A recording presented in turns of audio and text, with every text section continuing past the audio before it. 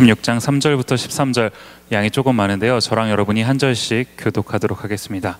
너희가 내 규례와 계명을 준행하면 철따라 비를 주리니 땅은 그 산물을 내고 밭의 나무는 열매를 맺으리라. 너희의 타작은 포도 딸 때까지 미치며 너희의 포도 따는 것은 파종할 때까지 미치리니 너희가 음식을 배불리 먹고 너희의 땅에 안전하게 거주하리라. 내가 그 땅에 평화를 줄 것인즉 너희가 누울 때 너희를 두렵게 할 자가 없을 것이며 내가 사나운 짐승을 그 땅에서 제할 것이요 칼이 너희의 땅에 두루 행하지 아니할 것이며 너희의 원수들을 쫓으리니 그들이 너희 앞에서 칼에 엎드러질 것이라. 또 너희 다섯이 백을 쫓고 너희 백이 만을 쫓으리니 너희 대적들이 너희 앞에서 칼에 엎드려질 것이며 내가 너희를 돌보아 너희를 번성하게 하고 너희를 창대하게 할 것이며 내가 너희와 함께한 내 언약을 이행하리라. 너희는 오래 먹었던 묵은 곡식을 먹다가 새 곡식으로 말미암아 묵은 곡식을 치우게 될 것이며 내가 내 성막을 너희 중에 세우리니 내 마음이 너희를 싫어하지 아니할 것이며 너희 하나님이 되고 너희는 내 백성이 될 것이다. 같이 읽겠습니다. 나는 너희를 애굽 땅에서 인도해내어 그들에게 종된 것을 면하게 한 너희의 하나님 여호와이니라. 내가 너희의 멍에를 빗장을 부수고 너희를 바로 서서 걷게 하였느니라. 아멘. 디모데에 오신 여러분을 환영하고 또 축복합니다. 우리 앞뒤 좌우에 계신 분들하고 이렇게 한번 인사하겠습니다. 참 잘 오셨습니다. 네, 오늘은 정말 잘 오셨습니다. 여러분 이렇게 딱히 갈 데 없으셔서 여기 오신 건 아니잖아요. 그래서 참 잘 오셨습니다. 네, 오늘은 그 개념 없음이라는 제목으로 하나님 말씀을 같이 나눠보도록 하겠습니다. 네, 제가 평소에 존경하는 목사님이 여러 분 계신데 그 중에 한 분이 김남준 목사님이라는 분이에요. 한국에서 그 안양이라는 동네에서 열린교회라는 교회를 담임하고 계시는 목사님이신데 이분의 그 책이나 설교를 이렇게 딱 듣고 읽고 하면은 정말 배우는 게 많은 그런 목사님입니다. 제가 이번에 그 DTS를 한 학기 동안 이제 쭉 하고 있는데 그래서 DTS 하는 지체들에게 15권의 참고도서, 필독도서를 이렇게 내줬는데 물론 다 읽진 않지만 그 중에서 이 김남준 목사님이 쓰신 책들이 굉장히 많이 있어요. 혹시 가능하시면 여러분들도 이 김남준 목사님의 책을 구해서 읽어보시면 참 도움이 될 거라는 생각이 드는데 여기서는 한국 책 구하기가 쉽지 않잖아요. 그러니까 여기 서점에 가시면 교회 서점이요. 나가자마자 오른쪽에 바로 있습니다. 교회 서점에 가시면 이 김남준 목사님의 책이 몇 권이 있어요. DTS 하는 친구들이 빌려갔겠지만 여러분 이렇게 눈에 보이시면 한 권씩 빌려가서 읽어보시면 참 좋겠다라는 생각이 듭니다.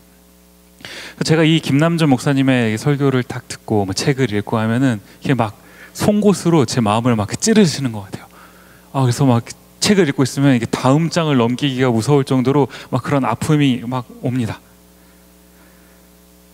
사실 제가 이분을 처음 직접 뵌 거는 제가 한국에서 총신대학교 신학대학원이라고 하는 신학대학원을 처음 입학했을 때 그 입학한 첫 해 딱 그 기쁨을 갖고 학교에 들어갔을 때 그 첫 해 개강 수련회 때 이분이 강사로 오신 거예요. 주강사로. 개강 수련회 때 막 설교를 이렇게 쫙 하시는데 점심시간에 설교를 막 쭉 하시는데 일주일 내내 하거든요. 개강 수련회를. 얼마나 도전을 많이 받고 막 했는지 모르겠어요. 막 설교를 안 끝났으면 좋겠다 막 이런 생각도 하고 밥 안 먹어도 되니까 이분의 설교를 계속 들었으면 좋겠다 뭐 이런 생각이 들 정도로 왜 그랬는지 모르겠지만 하여튼 그랬었어요. 근데 이분이 막 설교를 하시면 워낙 말씀이 막 강력하다 보니까 사람들이 막 듣다가 이제 아멘 막 한단 말이에요. 막 합니다 말하면 아멘 하잖아요. 어떤 분이 여기서 딱 설교를 듣다가 아멘 한 거예요. 근데 목사님이 그 사람을 딱 째려보면서 아멘 하지 말라고. 깜짝 놀랐어요. 저 양반이 왜 저러나 하는데 입으로만 아멘 하지 말고 Say amen by your life. 영어 맞나요? 너의 삶으로 아멘해라 이러면서 막 고통을 지시는데 그게 막 너무 멋있는 거예요. 그때 처음에 딱 그래서 막 멋있기도 하고 막 두렵기도 하고 이분의 설교를 들으면서 내가 과연 저런 설교자가 될 수 있을까 막 그런 생각을 했던 거 기억이 납니다. 그 개강 수련회가 이제 다 끝났어요. 개강 수련회가 끝나고 그 제 기숙사에서 이제 몇 명이 같이 살았는데 룸메이트가 저한테 책을 한 권 선물을 해준 거예요. 그 김남준 목사님의 책 제목이 자네 정말 그 길을 가려나. 이제 막 신대원 갓 입학해갖고 딱 개강수련회 겨우 끝났는데 자네 정말 그 길을 가려나. 제가 언제도 한번 설교하면서 그 얘기를 했던 것 같은데 그 책을 딱 보면서 이게 마지막 찬스인가 이러면서 그때 그만뒀어야 되는데 별 생각을 다 했는데 어쨌든 그렇습니다. 근데 제가 이분의 책을 읽고 설교를 들으면서 정말 많은 것을 배웠던 것 같아요.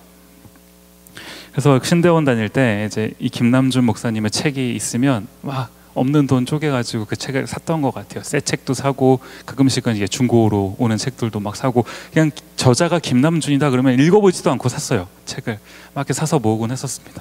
그래서 이제 시간이 좀 지나서 유학을 오게 되지 않았습니까? 제가 다 책을 들고 올 수는 없잖아요. 그래서 이제 정리를 좀 한 거예요. 이제 안 읽을 것 같은 책들은 좀 정리를 하고 몇 권 추려서 갔는데 그 중에서 이 김남준 목사님 책을 이제 몇 권을 추려서 갖고 왔어요. 제가 그러다가 얼마 전에 몇 주 전에 제가 제 책장에 사실 미국 와서 처음으로 책장에다가 좀 책을 진열해 봤거든요. 그 동안에는 그냥 다 박스에다 넣어놓고 꺼내놓질 않았었는데 이제 여기 와서는 제가 좀 오래 살 것 같으니까 다 꺼내놨단 말이에요. 딱 진열을 몇 권 해놨는데 그 중에서 이 김남준 목사님 책에 갑자기 제 시선이 딱 꽂힌 거예요. 그 책 제목이 개념 없음입니다. 무슨 목사님이 개념 없음 이런 책을 쓰시나. 사실 제가 이 책을 옛날에도 읽었었던 건데 다시 꺼내서 읽은 건데 이 책에서 이 김남준 목사님 말씀하시는 게 뭐냐면 기독교인들이 우리가 인생을 살아가다가 보면은 막 이렇게 어려움도 당하고 막 아픔도 찾아오고 막 이러잖아요. 가끔 우리가 이제 그렇게 생각을 하죠. 하나님이 나를 트레이닝 시키시려고 나한테 이런 시련을 허락하시는가 보다 라고 생각하기가 십상인데 사실은 그런 경우도 없지는 않지만 그런 경우는 소수는 아니지만 그런 경우도 있지만 많은 부분은 우리 가운데 아픔이 찾아오고 시련이 찾아오고 하는 이유는 우리가 인생을 똑바로 안 살기 때문이다 라고 주장을 하시는 거예요. 특히 이제 젊은 사람들, 우리 같은 이제 청년들을 향해서 목사님께서 이제 하시고자 싶은 말씀을 쫙 적어서 책을 쓰신 건데 이제 우리보다 조금 더 인생을 사신 어른으로서 또 목사님으로서 이 청년들이 어떻게 살았으면 좋겠는지를 담아서 한 10가지 이렇게 주제로 나눠서 책을 쓰신 거예요. 한번 읽었던 책을 반복해서 또 읽은 건데도 불구하고 참 제가 많은 것을 깨달았습니다. 오늘 이 레위기를 설교를 준비하면서 그때 읽었던 그 개념 없은 그 책이 계속 떠오르는 거예요. 왜 그랬을까요? 우리가 오늘 살펴보는 이 레위기라고 하는 책은 누가 썼죠? 모세라는 사람이 썼습니다. 모세가 뭐 하는 사람인지 우리는 계속 공부해서 다 알고 있습니다. 이스라엘 백성들이 애굽에 갇혀있던 노예로 살던 이스라엘 백성들을 출애굽시키는 그 놀라운 일에 쓰임받았던 사람이 바로 모세예요.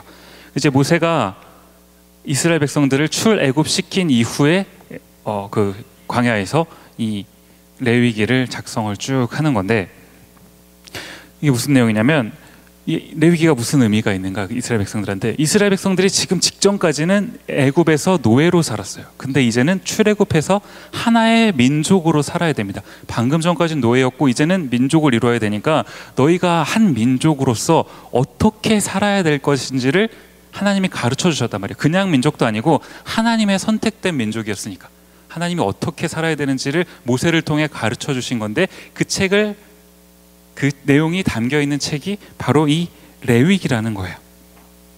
그래서 레위기를 읽다가 보면 혹시 레위기를 처음부터 끝까지 다 읽어보신 분?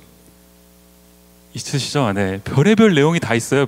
보면은 무슨 이런 내용까지 있나 싶을 정도로 아주 막 디테일한 내용들이 레위기에 쭉 담겨져 있습니다. 그런 이야기들을 쭉 레위기 전체를 통해서 말씀하시고 이제 레위기를 마무리하면서 하나님께서 이스라엘 백성들에게 당부하고 싶으셨던 그 말씀이 있으셨던 거예요. 그 중에 하나가 오늘 우리가 같이 읽었던 본문 말씀입니다. 레위기 전체를 통해서 하나님은 이스라엘 백성들에게 딱 두 가지 말씀하셨어요. 이거는 해야 된다. 그리고 이거는 하지 말아야 된다. 이 두 가지를 딱 말씀해 주셨는데 그러고서는 그 두 가지를 다 말씀해 주신 다음에 이제 뭐라고 말씀하시는가? 레위기 26장 3절 말씀 한번 보시죠. 한번 같이 읽어볼까요? 시작. 너희가 내 규례와 계명을 준행하면 이제 쭉 말씀하시고 뭐라는 거예요? 너희가 내 규례와 계명을, 너희가 내 말을 지키면 너희에게 은혜를 베풀어 주실 것이다. 그리고는 그 은혜의 내용이 뭘 베풀어 주실 것인지에 대한 그 은혜의 내용이 이제 쭉 소개가 돼요. 아까 전에 우리가 쫙 읽어봤는데 다 기억나시죠? 네, 한번 다시 보면 막 철 따라 비도 주실 것이고, 너희가 음식을 배불리 먹을 것이고, 우리한테는 이게 참 중요하죠. 음식을 배불리 먹을 것이고, 뭐예요? 또 평화도 주실 것이고, 너희의 다섯이 100을 쫓아낼 것이고. 이게 뭐예요? 우리한테는 5밖에 없지만 100 이상의 효과를 하나님께서 주신다는, 그 능력을 주신다는 거 아니에요? 우리에게 가진 것이 없지만 100을 무찌를 수 있는 힘을 하나님 주신다. 너희를 창대하게 할 것이고, 하나님 말씀을 순종하면 어떻게 은혜를 주실 것인지에 대한 내용이 쭉 나와요. 근데 이게 순종하면, 너희가 내 계명을 준행하면 이라는 조건을 걸고 하나님께서 이 말씀을 주셨다면 반대의 내용도 있지 않겠어요? 너희가 내 말에 순종하지 않으면, 이런 내용도 있을 거 아니에요? 아니나 다를까 쭉 나옵니다. 14절, 15절 말씀 보시면, 한번 제가 읽겠습니다. 그러나, 성경에서 이런 접속사 굉장히 중요해요. 여러분 잘 읽으셔야 됩니다. 그러나, 앞에까지 은혜의 내용이 쫙 소개가 됐어요. 이제 그러나 너희가 내게 청종하지 아니하여 이 모든 명령을 준행하지 아니하며 내 규례를 멸시하며 마음에 내 법도를 싫어하여 내 모든 계명을 준행하지 아니하며 내 언약을 배반할진대, 배반하면, 그리고 나서 그 내용이 또 다음에 쭉 나오는 거예요. 하나님의 말씀은 레위기를 통해서 읽어보면은 다른 성경도 마찬가지지만 굉장히 분명합니다. 너희가 내 말을 지키면, 그리고 너희가 내 말을 지키지 않으면, 딱 이 두 가지로 살펴볼 수가 있다는 거예요. 그런데 우리가 그걸 알면서도 성경을 통해, 아까 레위기 읽어봤다면서요, 그죠? 성경을 통해 이런 말씀이 기록되어 있는 걸 알면서도, 이게 하나님 말씀인 것을 우리가 믿고 아멘 하면서도 잘 지키지 않는 거예요. 개념 없음. 제가 그 책 제목을 딱 보고 있는데 그냥 제 모습이 딱 그 모습이더라는 거예요. 하나님 말씀이 이렇게 너무나도 분명한데 이걸 지키지 않는 내 모습, 그게 개념 없음 아닌가요? 여러분 어떠십니까? 어떻게 하나님의 말씀이 눈앞에 이렇게 스크린에 있고, 여러분이 가지고 계신 성경책에, 핸드폰에 다 있고, 매주 저를 통해서, 담임 목사님을 통해서, 다른 설교를 통해서, 수많은 목사님들의 설교를 통해서 말씀을 들으면서도, 아멘 아멘 하면서도 하나님의 말씀을 지키지 못한다는 거예요. 지키지 못하면 어떤 일들이 발생하는지 뻔히 알면서도, 그러면서도 순종하지 않는다는 거예요. 너무나 여유롭고 태연하게. 여러분에게만 하는 소리가 아니라 저도 그렇더라는 거예요. 제 삶을 돌이켜봐도, 목사라도 마찬가지더라는 거예요. 이게 개념 없음 아닌가요? 저는 오늘 이 설교를 통해서, 오늘 짧은 이 설교를 통해서 레위기 전체를 다 살펴볼 수는 없지만 몇 가지 중요한 포인트, 레위기 안에서의 몇 가지 중요한 포인트를 한번 저와 여러분이 같이 살펴보고자 하는 것입니다. 우리가 개념 없음이 아니라 개념 이시, 개념 있게 신앙생활을 하려면 어떻게 해야 되는가, 한번 좀 몇 가지로 나눠서 살펴보자고 해요.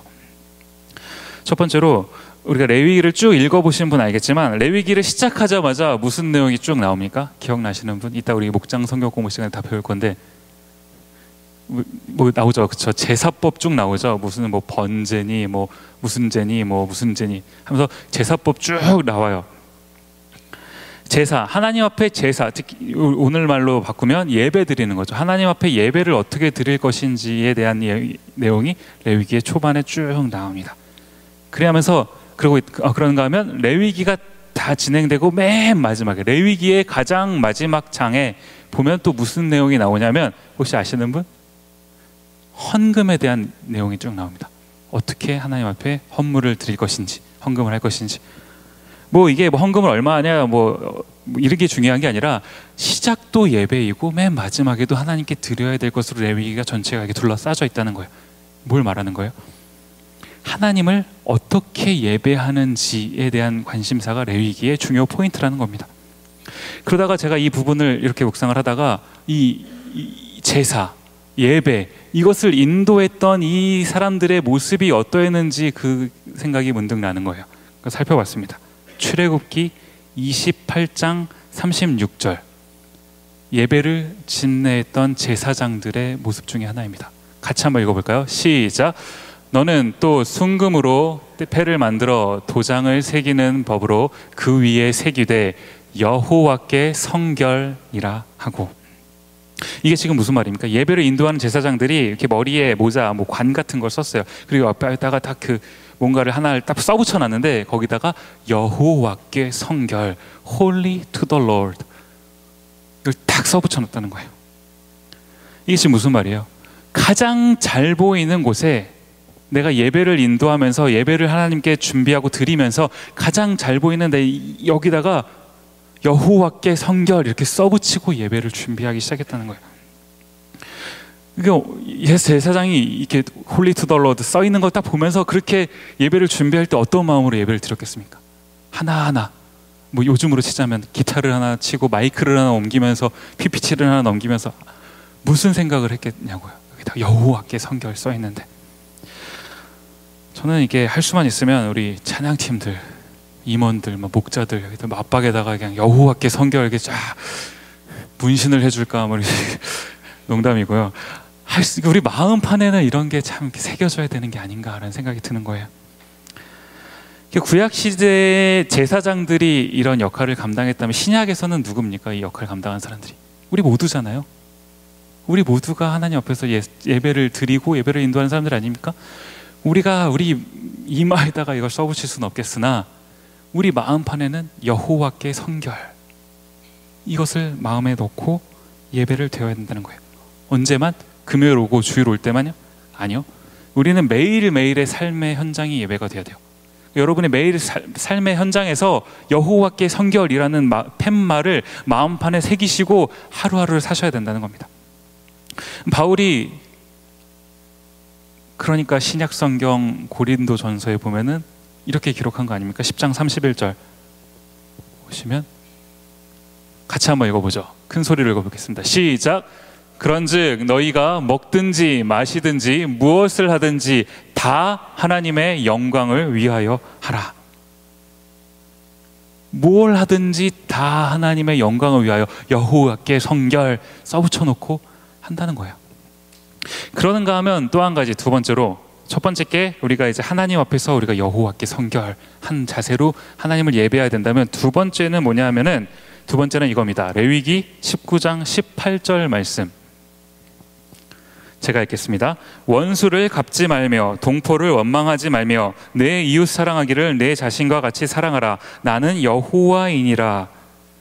뭐예요? 한 줄이면 너무나 유명한 말씀, 너 이웃을 너 자신과 같이, 내 몸과 같이 사랑하라, 이거 아닌가요? 그렇다면 두 번째 말씀이 이웃을 사랑하라는 건데, 이 이웃을 어떻게 사랑해야 되냐는 겁니다. 레위기는 이제 몇 가지 구체적인 이야기들을 쭉 얘기를 해주고 있는데, 저는 이 말씀을 같이 살펴보면서 이 말씀이 우리 가운데 적용이 되고 도전이 되었으면 좋겠습니다. 한번 레위기 19장 9절부터 10절까지 말씀 한번 보시죠. 한번 우리 좀 공기가 더워서 좀 졸린 것 같아요. 그래서 잠을 깰 겸 한번 큰 소리로 읽어보겠습니다. 시작. 너희가 너희의 땅에서 곡식을 거둘 때 너는 밭 모퉁이까지 다 거두지 말고 내 떨어진 이삭도 줍지 말며 내 포도원의 열매를 다 따지 말며 내 포도원에 떨어진 열매도 줍지 말고 가난한 사람과 거류민을 위하여 버려두라. 나는 너희의 하나님 여호와이니라. 아멘. 지금 이게 무슨 말이에요? 한마디로 쉽게 얘기하면 뭐죠? 손해보라는 거예요. 손해보라는 겁니다. 곡식을 거둘 때 다 거두지 말고 남겨둬라, 이거예요. 가난한 사람들을 위해서. 이웃과의 관계에 있어서 우리가 그 이웃을 사랑하는 방식은 손해를 보는 거예요. 혹시 여러분 누군가의 관계를 하고 있는데, 학교에서 룸메이트랑 직장에서 등등, 여러분의 목장에서 누구와 상관없이 내가 이렇게 지내고 있는데 내가 좀 손해를 보는 것 같은 느낌이 드시나요? 그럼 잘 살고 계신 겁니다. 그런데 내가 이렇게 살고 있는데 나한테는 전혀 손해가 없는 것 같아요. 나는 너무나 편하네요. 그러면 여러분이 잘 살고 계신지 한번 다시 점검하셔야 된다는 거예요. 우리의 편안함을 위해서 누군가는 손해를 보고 있을지도 모른다는 겁니다. 우리 여기 있잖아요. 리더십들, 목자들, 임원들도 있고 찬양팀, 또 누구 있습니까? 라이드 하시는 분들 손해 보시잖아요, 여러분. 그죠? 마음의 불편함도 있고 금전적인 손해도 보고 시간도 투자 손해도 보고 여러분의 손해를 통해서 누군가는 이득을 보고 있는 거예요. 여러분은 이웃 사랑하는 방식을 섬기고 계시는 겁니다. 누가 내 차에다가 남 태워주는 걸 좋아하겠어요? 여러분이 나중에 차를 사보십시오. 내 자식이 쓰레기를 버려도 짜증나요. 이한이가 카시트에다가 막 떨어져 있으면 막 짜증난단 말이에요. 근데 남이, 내 자식도 그런데 하물며 남이 막 여기다 뭐 버리고 내리면 한 1달러라도 버리고 내리면 모를까요? 그거를 참고 매일매일 라이드 해주시는 분들, 이게 이웃 사랑하는 방식을 실천하고 계시는 거예요. 지난주에 우리가 슈박스 모으지 않았습니까? 슈박스 모으겠다고 했더니 여러분들이 정말 많이 동참을 해주셨어요. 그래서 박스가 굉장히 많이, 전 12박스 정도 예상을 했는데 그것보다 훨씬 많이 모였었던 것 같아요. 그래서 막 집사에서 되게 감사하다고 이렇게 연락이 왔는데, 그것도 우리가 이웃 사랑하는 손해보는 방식 아니었습니까? 여러분 커피 한잔 할 수 있는 거 애들 위해서 장난감 사오신 거잖아요. 어떤 분 보니까 레고 이따만한 거 사오셨던데 손해보고 사오신 거잖아요. 그죠? 이런 게 바로 이웃 사랑하는 구체적인 실천 방안이라는 거예요. 저는 임원들이랑 이제 내년도 디모데 사역을 구상하면서 이런 사역들을 좀 점차 늘려갔으면 좋겠다는 생각이 들어요. 우리의 작은 섬김을 통해서 그리스도의 사랑이 전해지는데, 이미 풍성한 사람 말고 풍성하지 않은 그들에게 이 그리스도의 사랑이 전해지는 이런 일들이 많이 생겨날 수 있도록 고민을 많이 해보려고 합니다. 그러는가 하면 또 뭐예요? 16절부터 17절 상반절에 한번 보실까요? 상반절에 저거는 아닙니다. 너는부터 한번 같이 읽겠습니다. 시작. 너는 내 백성 중에 돌아다니며 사람을 비방하지 말며 내 이웃의 피를 흘려 이익을 도모하지 말라. 나는 여호와이니라. 너는 내 형제를 마음으로 미워하지 말며. 여기까지만 읽겠습니다. 제가 설교하면서 소개해드렸던 열린교회, 김남준 목사님 심우하시는 열린교회는 특이한 점이 한 가지가 있어요. 뭐냐면 성가대가 없습니다. 우린 성가대 있잖아요. 3부 예배 글로리아 성가대. 근데 여기는 성가대가 없어요. 이유가 이게 몇 가지가 있는데, 그 중에 하나가 목사님의 설교가 너무 길어요. 제가 한번 아내랑 결혼하기 전에 데이트할 때 교회 탐방을 가봤어요. 제가 이제 사역을 나가기 전에 이제 좀 유명한 교회들을 한번 다 탐방을 해봤습니다. 그래서 갔는데 12시 예배를 갔어요. 하루에 이제 2교회씩 다니느라고 오전에 다른 교회 갔다가 12시에 예배를 갔었는데, 12시 예배가 시작을 해서 예배를 드리고 있는데 그 다음 예배가, 왜 좀 큰 교회들은 예배가 여러 개잖아요. 우리 교회도 예배가 여러 개듯이 예배가 이렇게 여러 개인데 12시 예배가 있고 그 다음 예배가 2시예요. 2시간의 예배 시간이 주어졌는데 예배를 드리고 있는데 시간을 봤더니 2시예요. 근데 아직 목사님이 설교를 하고 계세요. 다음 예배가 시작할 시간인데 목사님이 아직 설교를 하고 계세요. 광고도 아니고 설교를 하고 계세요. 근데 다음 예배 이제 사람들이 막 오잖아요. 와갖고 밖에서 그냥 그러려니 하고 기다리고 있어요. 그게 더 신기했어요. 이게 하루 이틀이 아니었다는 거죠. 목사님의 설교. 여러분, 설교가 짧은 것도 은혜인 줄 아시기 바랍니다. 사실 이게 성가대가 없는 진짜 이유는 아니겠죠. 설교가 길어서. 어쨌든 그런데 진짜 성가대가, 이 열린교회 성가대가 없는 진짜 이유는 뭐냐면, 성가대라는 게 뭐예요? 하나님을 찬양하겠다고 모인 찬양대 아닙니까?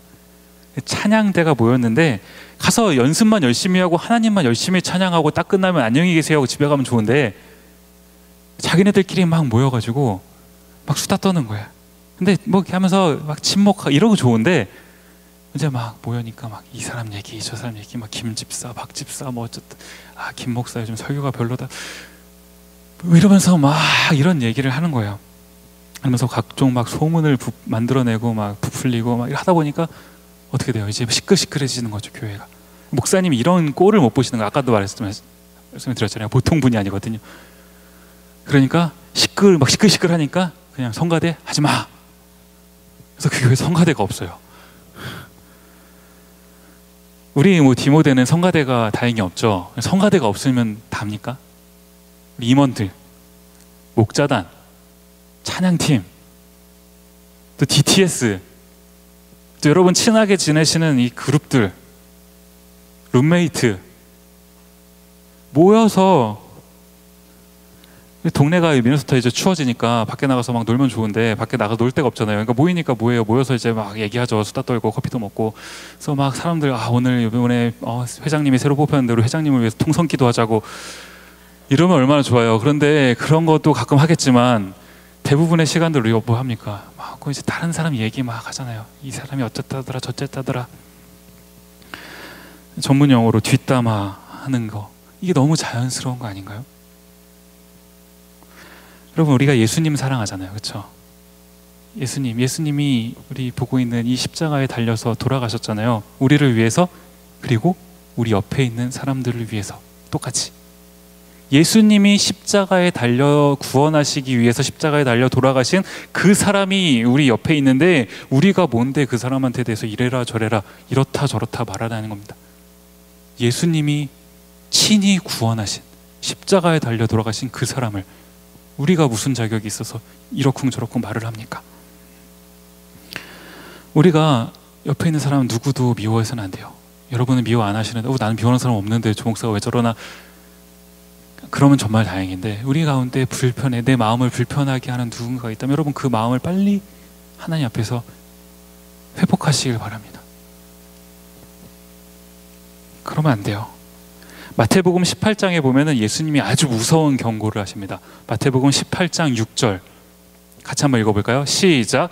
누구든지 나를 믿는 이 작은 자 중 하나를 실족하게 하면 차라리 연자맷돌이 그 목에 달려서 깊은 바다에 빠뜨려지는 것이 나으니라.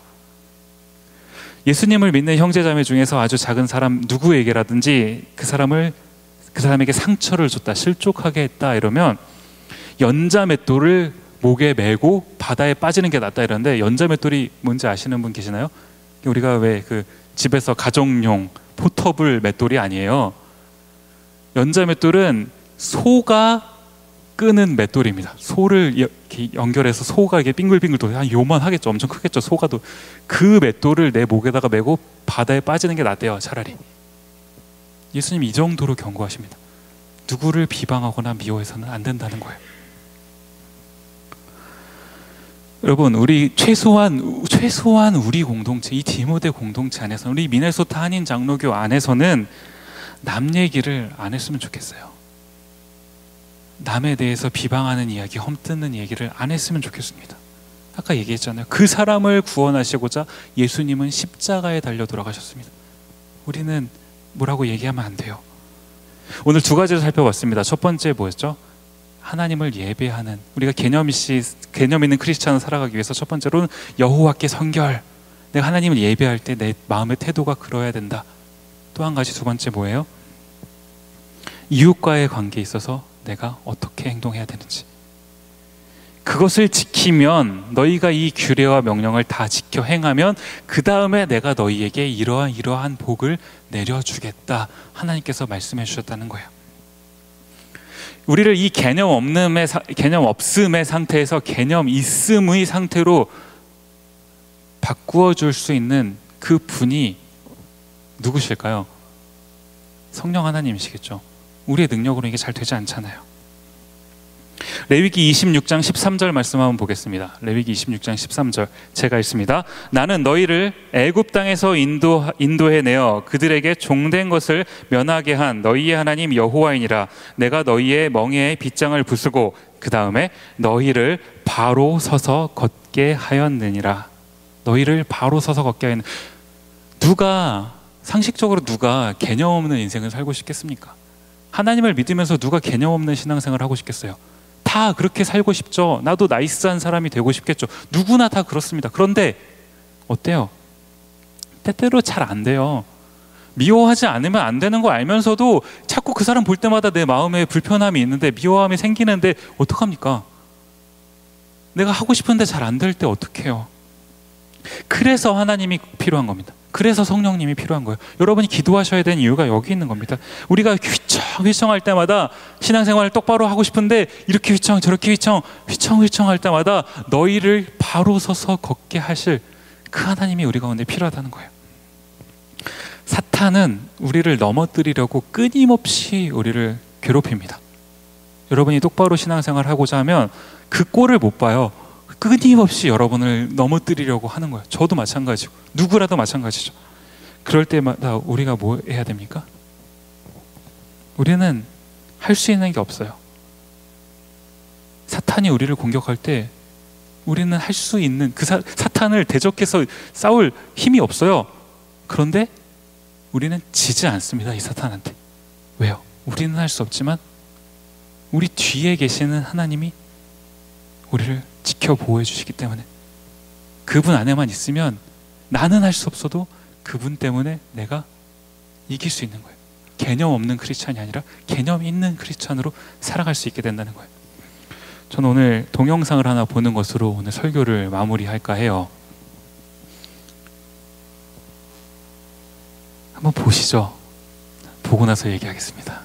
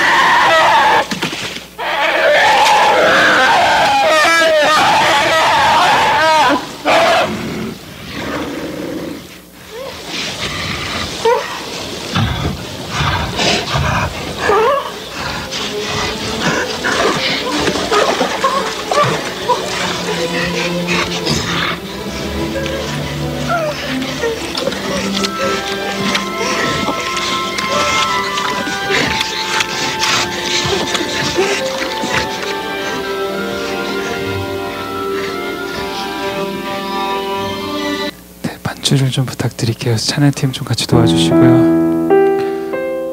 여러분 보셨죠? 성경에도 보면은 사탄이 우는 사자와 같이 우리를 삼키려고 덤빈다고 그랬어요. 우리는 잡아먹힐 수밖에 없는 존재입니다. 사탄한테 대항할 수 있는 힘이 우리한테는 없어요. 근데 어떻습니까? 뒤에서 우리를 지켜보는 하나님이 계시잖아요. 사탄은 그 앞에서 아무런 힘도 발휘할 수가 없습니다. 우리가 이 땅에 한 번 살면서 이 짧은 인생 하나님을 제대로 믿는 개념 있는 크리스천으로 살아가야 됩니다. 그것을 위해서 노력해야 돼. 하나님을 어떻게 예배하며 살아갈지, 이웃과의 관계에 있어서 주변 사람들과 내가 어떻게 하면 영향력을, 선한 영향력을 끼치며 살아갈지 고민하면서 사셔야 되는데 때로 잘 안 돼요. 사탄이 우리를 방해하기 때문에 잘 안 됩니다. 하지만 이 하나님께, 우리를 끝까지 뒤에서 지켜보시는 이 하나님께, 하나님 나를 도와주세요, 이 마음에 고백을 담아야 됩니다. 저는 오늘 설교를 준비하면서 이 찬양이 계속 떠오르더라고요. 주 품에 날 품으소서, 주 품에 품으소서, 하나님의 능력의 팔로 나를 덮으소서. 우리 이 찬양 같이 부를 때 이 찬양의 가사가 우리의 찬양의 신앙의 고백이 되기를 원합니다. 같이 찬양합니다.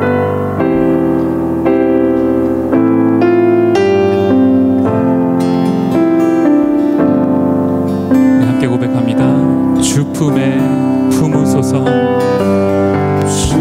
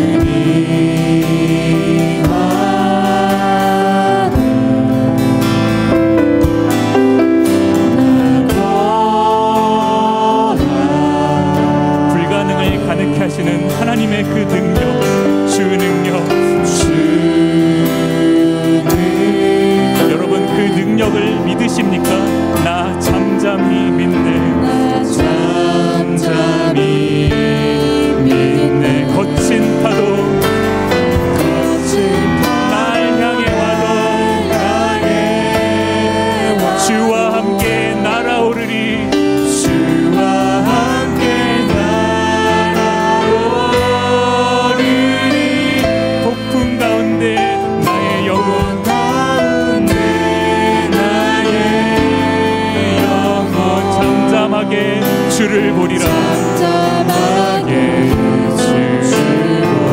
처음부터 한 번 더 찬양합니다. 주 품에 품으소서,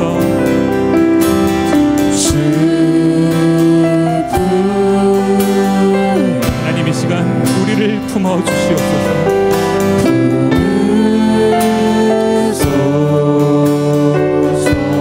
능력의 팔로